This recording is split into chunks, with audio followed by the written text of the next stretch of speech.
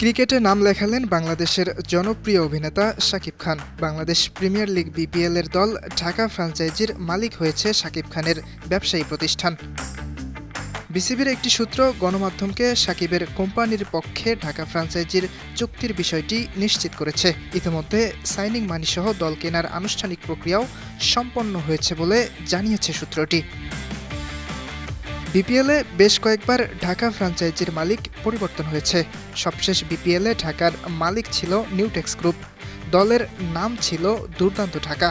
বিপিএলে তারা অংশ নেবে না সেটা আগেই জানিয়ে রেখেছিল। চলতি বছরের শেষ দিকে মাঠে গড়ানোর কথা এবারের বিপিএল আসর।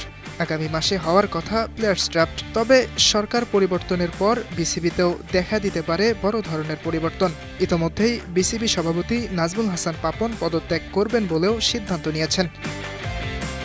এমন অবস্থায় বাংলাদেশের ঘরোয়া ক্রিকেটের সবথেকে জনপ্রিয় আসরটি মাঠে গড়াবে কিনা তা নিয়েও দেখা দিয়েছে শঙ্কা। ইয়াসির আরাফাত সবুজ, 52 টিভি।